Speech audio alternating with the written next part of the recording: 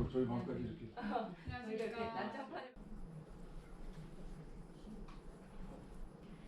네, 오늘은 더불어민주당 이종걸 의원실에 나와봤습니다. 오늘 국감 중에서 가장 관심을 끄는 것 중 하나가 바로 한국과학기술원 키스트에 대한 국감을 진행 중인 과방위 국감입니다. 과방위 소속 국회의원이시자 그리고 더불어민주당 검찰개혁특위 공동위원장을 맡고 계신 이종걸 의원 모시고 전국 현안들 자세히 물어보는 시간 가져보도록 하겠습니다. 의원님 안녕하세요. 예, 안녕하셨어요? 네, 오늘 국감 진행 중인데 이렇게 또 나와주셨습니다. 지금 지금 국감장에 계시다가 나오셨는데 국감 분위기 좀 어떤가요? 예, 오늘은 국가과학기술위원회에 속한 25개 연구기관의 국정감사인데요. 예. 그중에 이제 키스트가 있습니다. 그렇죠. 우리 대한민국 한일 전쟁에 있어서 소재, 부품, 장비에 앞으로의 모든 책임을 지고 연구해야 되는 기관입니다. 예. 그 기관의 국정감사에서 대부분 조국 장관 따님의 그 인턴 증명서 발급 문제 가지고 거의 절반 이상을 야당 의원들이 이제 묻고 질문하셔서 예. 좀 마음이 답답했습니다. 답답하시다고 좀 말씀하셨는데 네. 그러면 이 자리에서라도 오늘 이 국감에서 꼭 다뤘어야 될 내용이나 좀 중요한 쟁점 어떤 것들이 있는지 좀 말씀을 좀 해주시죠. 네, 우선 뭐 절반 이상이 그거였으니까요. 예. 거기서 이제 아시다시피 과연 이제 의전을 준비하는 대학생이 그곳에 인턴으로 가서 어떤 경로를 통해서 증명서를 받을 수 있느냐. 근데 거기 이제 위원장 증인으로 나오신 위원장과 예. 거기 이제 뒤에 계신 이제 교수가 있는데 연구위원이었던 교수님이 근데 지금 키스트에서 공식적으로 발부는 한 것은 아니라고 그럽니다. 그런데 그 연구소의 책임자인 연구원 박사가 그 인턴의 증명을 할 수 있느냐 없느냐 그런 문제인데 제가 볼 때는 그게 무슨 법적인 형식이 있는 것은 아니고 예. 그것을 인턴했다라고 해서 증명서를 발급할 수 있지 않겠나 이런 건데 이제 그게 아니지 않느냐라고 막 이렇게 질타하신 것 같고요. 그리고 이제 거기에 출입 증명서에 이제 카드에 체크가 되지 않았다고 하는 것인데 거기서 보면은 일부 기관은 또 허락을 받아서 어디 외국에 갔다 온 적이 있고 또 보면은 같이 동료하고 같이 들어올 때 한 사람만 체크하면 되기도 하고 또 뭐 체크가 안 되는 곳도 꽤 있습니다. 예. 그러니까 그것만 가지고 본인이 매일 왔고 오고자 하는 날짜에 그곳에서 같이 연구기관의 도움을 같이 연구도 하고 배웠다고 하는데 뭐 그거 가지고 어떻게 그 문제를 가지고 한다는 것에 대해서는 답답함이 있다. 답답함이 있었다 예. 이런 생각이 듭니다. 그리고 또 일본 수출 규제에 좀 대응을 해서 소재 네. 부품 이 분야에 대한 좀 기술을 늘려야 된다. 그래서 거기에 필요한 것이 바로 한국과학기술원의 능력인데 네. 거기에 대한 좀 내용도 좀 질의가 있었으면 좋겠다라는 말씀도 좀 하셨어요. 예, 이제 앞으로 키스트 주관으로 해서 예. 대형 연구시설, 특히나 이제 검사 장비를 예. 하는 데 있어서 요새 특히나 뭐 방사광 가속기라든지 음이온 중이온 가속기들이 각 지역에서 뭐 1조 단위의 그 규모로서 예. 이제 만들어지고 있는데요. 이제 그런 것들에 대한 이제 그 장기적인 로드맵과 그리고 또 무조건 그냥 학술용 어마어마하게 큰 세계 최고의 것을 할 것이 아니고 포항의 방사능 가속기 같이 30년 동안 예. 이제 연구 시설이 이미 이렇게 축적되어 있는 경우에는 산업단지, 중소기업들이 많이 있는 단지 내에 한 3천억 규모 정도의 산업용 방사능 가속기가 설치되는 게 좋지 않겠느냐라고 하는 그런 실용성 뭐 이런 예. 논쟁도 좀 있었고요. 지금 현재 소재 부품 장비에 관해서 어떤 경우는 상당히 죽음의 바다가 보이는 아주 어려운 분야도 있지만요. 아주 밀접하게 이제 근접돼 있는 장소도 있고 이제 예. 이미 다 해결된 영역도 있습니다. 이제 그런 영역들에 대해서 특히나 아직은 그걸 완전히 공개하기 좀 어려운 알겠습니다. 예, 이제 예. 그런 분야도 있었습니다. 예, 알겠습니다. 이제 본격적으로 제가 요즘 쟁점이 되고 있는 현안들에 대한 의원님의 네. 좀 의견을 좀 여쭤보도록 하겠습니다. 요즘에 가장 이슈가 되고 있는 것이 유시민 이사장과 그 조국 장관 일가의 자산관리인이었던 그 김경록 씨의 인터뷰 네. 내용입니다. 네. 이 부분에 있어서 사실 진실 공방으로까지 번지고 있는데 네. 지금 뭐 여야에서도 좀 입장을 좀 내놓고 있는 것 같습니다. 이런 진실 공방 논란이 정치권에 좀 어떤 영향을 미칠 거라고 보세요? 예. 그 김경록 씨가 어디다 인터뷰에서 녹취가 된 내용을 보면 정경심 씨에게 좀 불리한 내용도 있고 유리한 내용도 있습니다. 그런데 불리한 내용은 그 하드디스크를 이제 교체한 것은 뭔가 증거인멸에 좀 그런 기미가 좀 보인다. 그리고 또 검찰이 제대로 수사하는 것 같다. 뭐 이런 것들은 좀 불리한 내용이었고요. 예. 또 보면은 그분은 또 정경심 씨가 조국 장관의 장조카에게 뭔가 속은 것 같다, 피해자다 이렇게 얘기를 하고 그리고 또 사모펀드의 내용이 사실 이게 블라인드라고 하지만요 예. 종류가 PF입니다. 경영인수형입니다. 경영인수형의 경우는 미리 그 어떤 주식을 사겠다라고 하는 것이 필수적으로 보고하게 돼 있어요.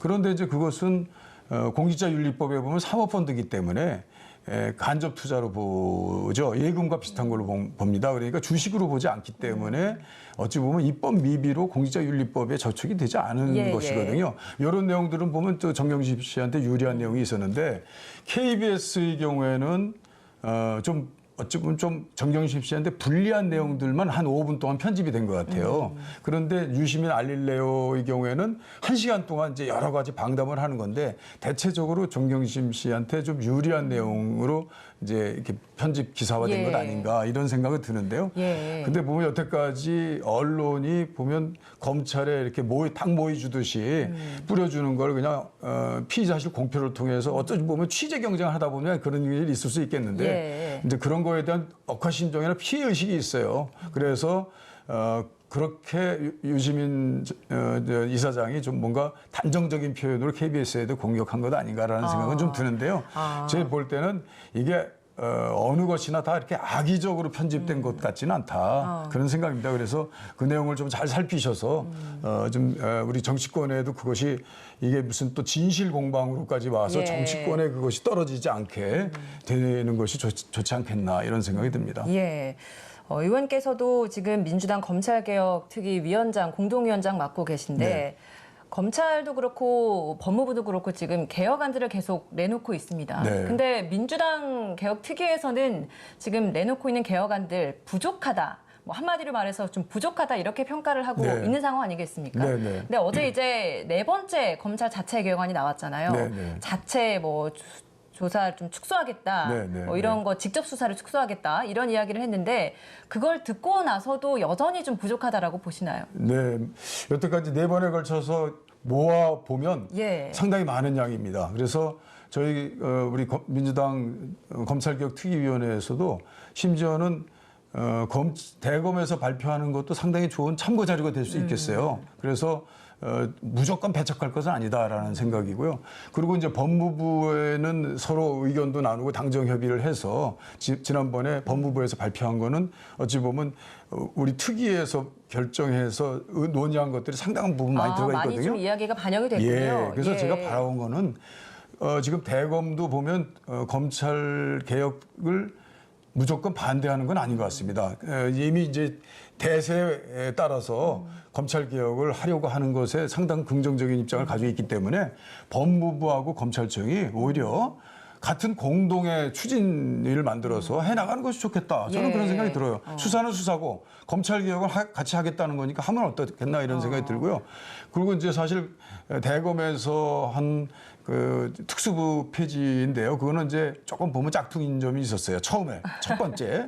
그러니까 지금 특수부 전체 인원의 사실 대검 중앙지검에 가지고 있는 게 거의 3분의 1 이상인데 뭐 그 수를 따져보면 사실상 뭐 특수부 검사들이 그렇게 많이 이렇게 서울중앙지검에 많이 모여 있으니까요. 그렇게 보는 것 같고요. 그리고 이제 또 핵심적인 것은 이게 직접 수사와 이제 수사 지휘인데요.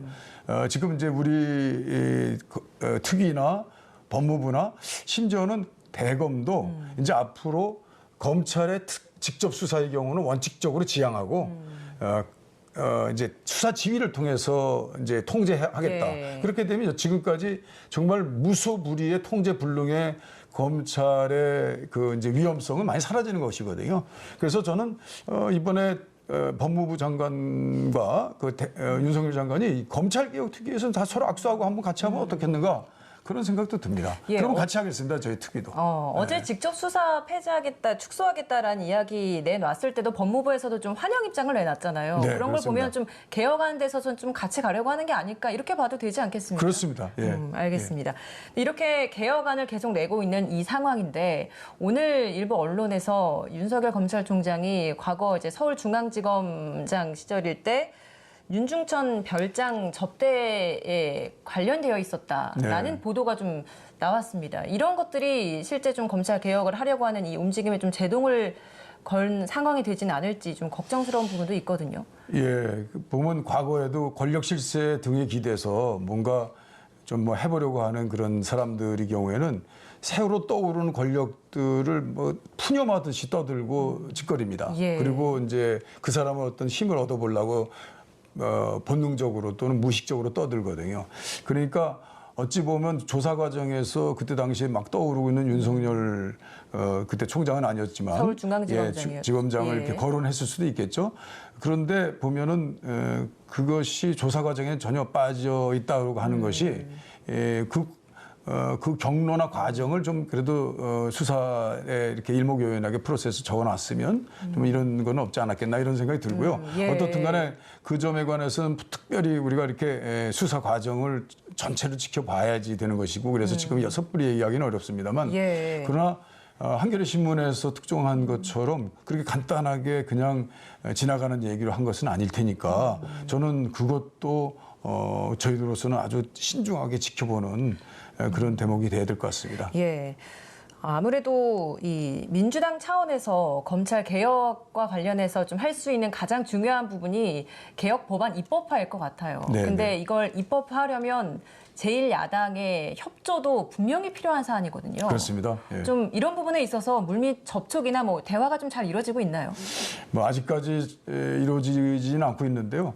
이제 우선 시기가 10월 26일이나 1월 달이냐 그 검찰 개혁안의 경우에서도 좀 입장이 차이가 있는데요. 예. 어떻든 간에 처음 행안부 장관과 법무부 장관이 협의를 해가지고 중요 사건 3분의 1, 공수처 3분의 1, 그다음에 경찰 전담 사건 3분의 1로 이제 바꿔서 심지어는 검찰 사건도 현재는 이제 수사 지휘를 중심으로 해서 이루어지자라고 하는 그 논점이 검찰 개혁의 논점이 상당히 많이 진전이 된 것 같습니다. 예. 그리고 그것을 대검에서도 어느 정도 인정하는 것 같고 그러니까 저는 이번에 패스트트랙에 들어있는 안도 조금 바꿔야 될 것 같아요. 말하자면 패스트트랙 안의 내용과 그다음에 그걸 바꾸는 안은 수정안이라는 의미로 예. 이제 그 두 개가 다시 같이 올라가거든요. 그럼 수정안이 과반수를 획득해야 됩니다. 그런 데는 야당의 도움이 많이 필요하죠. 예. 그래서 그런 점에 관해서는 지금 어느 정도 이제 대화도 좀 하고